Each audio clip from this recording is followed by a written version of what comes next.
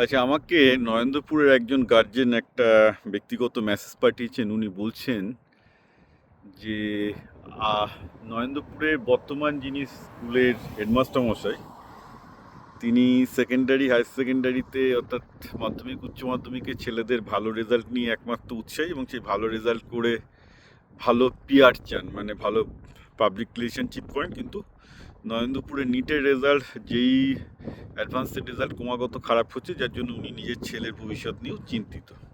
উনি বলছেন আলামিন মিশন ডেফিনেটলি নরেন্দ্রপুরের থেকে অনেক ভালো করছে এখন। রাইট, এটা মেবি ফ্যাক্ট। দেখুন, এখানে উনি আমার মতামত জানতে চান। আমি বললাম, দেখুন, আমি একটা জিনিস বলছি, এই নরেন্দ্রপুরে যদি আপনার ছেলে ভালো থাকে, সে নিঃসন্দেহে ভালো ছেলে। আর যে ভালো ছেলে, তার ফিজিক্স ম্যাথামেটিক্স কেমিস্ট্রি এসব জানার জন্য স্কুলের দরকার নেই। যদি তাকে যেই অ্যাডভান্স পেতে পারে, তার জন্য নিজেই সে যথেষ্ট। যদি তার স্মার্টফোন অ্যালাউ থাকে, যদি তার ChatGPT অ্যাডভান্স মডেল, আজকে একটা ছেলের কাছে যদি ChatGPT অ্যাডভান্স মডেল অর্থাৎ প্রো মডেল থাকে, তার কোন স্কুল কিচ্ছু দরকার নেই। In fact it's all becoming useless in the age of.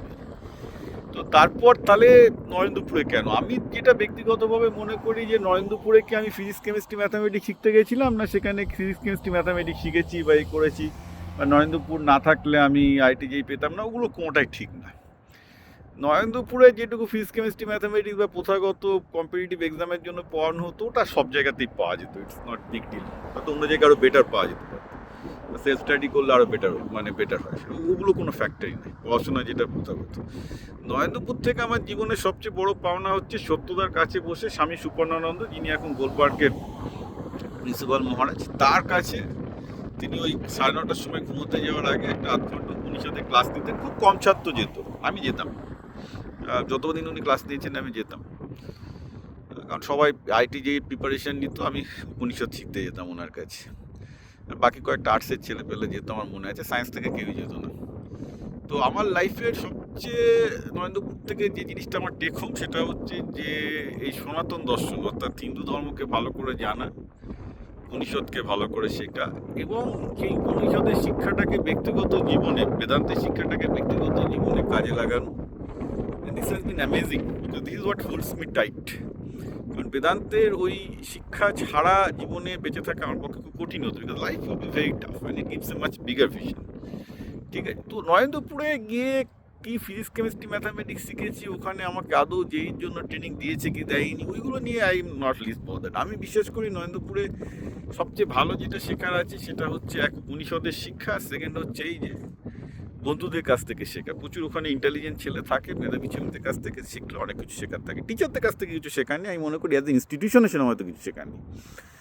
তো এখন ব্যাপারটা হচ্ছে যে লোকে কী করতে ওখানে গেছে তার উপর ডিপেন্ডেন্ট। এখন যদি কেউ নরেন্দ্রপুরে কেরিয়ার বানাতে যায়, যেইতে ভালো রেজাল্ট করতে যায়, আমি বলবো it's not a good place. It's not a good place. এখন বাইরে আপনি চলে আসুন, কারণ আমি যে শুনেছি ওদের কম্পিউটার অ্যাক্সেসিবিলিটির টাইম নিয়ে আছে। কারণ যদি এখন ChatGPT প্রো মডেলে যেখানে আপনি অ্যাক্সেস পাবেন, তো বাড়িতে তো সেটা অসুবিধা হবে না, বাড়িতে কম্পিউটারে বা স্মার্টফোনে ওনার সে প্রো মডেল পেয়ে যাবে। তো যদি কেরিয়ার বানাতে চান, নরেন্দ্রপুরে গিয়ে কোনো লাভ নেই। কারণ বাড়িতে প্রো মডেল আছে, চুটিয়ে আপনি মক টেস্ট তাকে তৈরি করে দিতে বলুন, নিয়ে করে দিতে বলুন, সব করে দেবে। You need nothing, whatsoever nothing, you are all there.